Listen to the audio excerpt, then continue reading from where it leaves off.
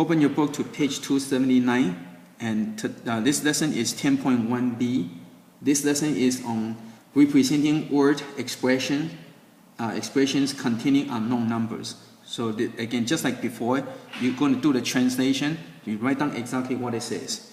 So let's go and do some examples. So let's go to example 2.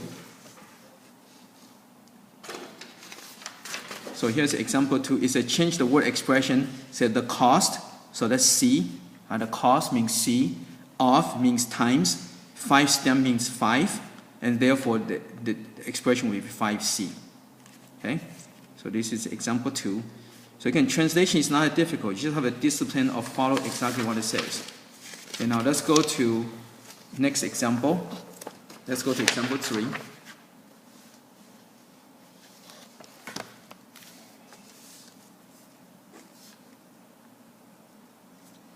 Okay, example 3, let's go and do this. So you have this expression. So flora, so use the F for flora. Is means equal. 10 years means 10. Order day means plus. Jose. Okay, so that's J, right? And so you can do that. Now, if you use this X, you become 10 plus X, right? But this is fine. So when you translate that, that's good enough. Okay. Now let's go to example 4.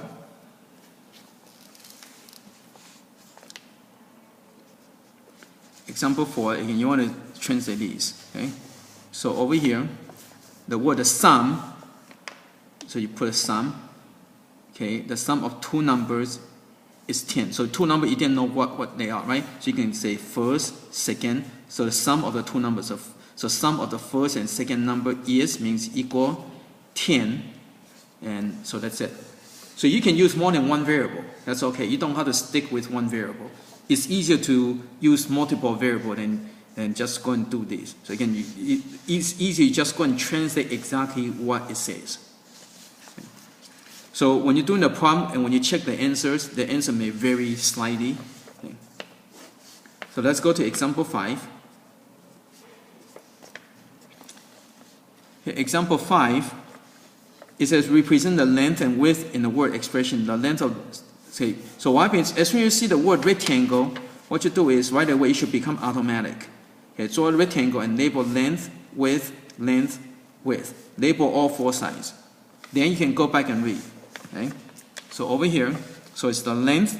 So over here, the length of rectangle is means equal, right? The length of the rectangle, right? Length of rectangle is, okay, and then next one, 3 feet, so it'll be 3, right? So 3 more than means plus, twice the width. So twice means 2 times, width means W, right?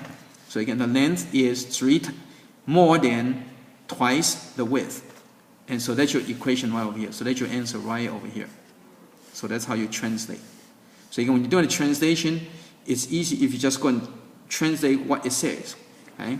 And when it's length, so you use a good letter for the variable. So if it's length, use L. If it's width, use W. Right? Okay. Now next, let's go and talk about consecutive integers.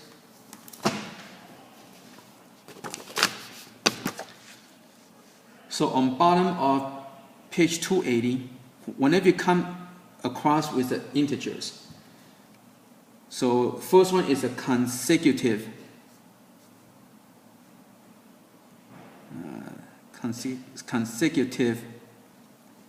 integers. Consecutive integer means the integers are one after the other without skipping. So example would be, for example, like 7, 8, 9, 10. These are examples of the consecutive integers. And notice that increment is by 1, right? You have to add 1 to get to the next one, right? So again, consecutive integer would be like 1, 2, 3, 4, 5, 6, or 7, 8, 9, or maybe like 100, 101, 102, right? Okay. So those are example consecutive integers. So the increment, this is called increment, how much increase each time.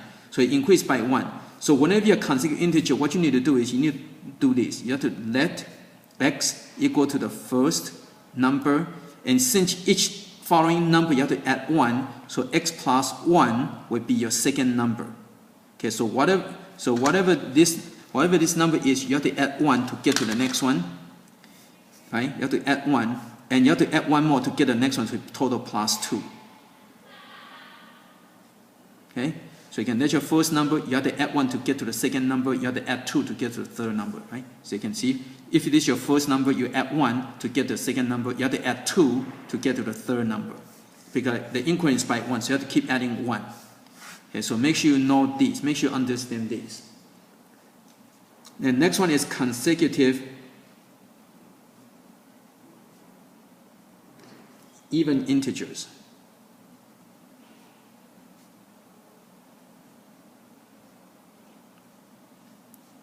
Consecutive even integer, example of that would be, example, I'm just using maybe like 10, 12, 14, right? So that would be example of even integers, and 16. Okay, again, you don't have to start with 0, right? So you can start, so consecutive means one after the other without skipping. Okay, so again, in this case, notice the increment is plus 2. You have to keep adding 2 to get to the next number. So that means you have to, so when you're setting it up, you have to let x equal to the first number. Notice that you have to add 2 to get to the second number, so it would be x plus 2. That would be your second number. Now from the first to the third number, notice you have to add 4, because you have to keep adding 2, right? You have to add 2 and add 2 more, so it's x plus 4. This would be your third number, and so forth. So make sure you understand this part. Next one is the consecutive odd integers. This is the one that a lot of students having hard time with. And again, just because they just don't think clearly. Okay? You have to use your common sense, right? So example of the consecutive odd integer would be, for example, like a 5, 7, 9, 11. Okay? Again, notice you don't have to always start with 1. So this is an example of consecutive odd integers. Wait, this is odd. Go back. So this is odd integers. Okay. Now, again, notice that you have to add 2, right? Add 2, right? So that means again you need to let x equal to your first number, and notice that you have to add 2 to get to the next number, right? And you have to, from here to here you add 2, but from here to here you have to add 4, right? So you have to keep adding 2, right? Our numbers keep going by 2, so you have to add 4 to get to the third number. Okay? So again, notice they are the same, right? Okay? This is what a lot of students do. They think, oh, our numbers, so they do x, and they do x plus 1, x plus 3. Okay? This is what a lot of people do. They think, oh, our numbers, so I say 1 and 3, right? So again, this is totally wrong. Okay? Because again, this is talking about how much you have to add to get to the next number. So if you start at 5, you add 1, it's not going to get you to the 7. So you're never ever going to get plus 1 plus 3. Never ever. Okay? So there's no such thing. So this will never ever happen. Okay? So again, make sure you understand this, how to set up your integers. Okay, so now let's go over an example of how to do the integers. So let's go to page 281, example 6. It says change a word expression the sum of 3 consecutive integers. Okay? So right away when you see the integers, consecutive integers, right away you got to set up your variables.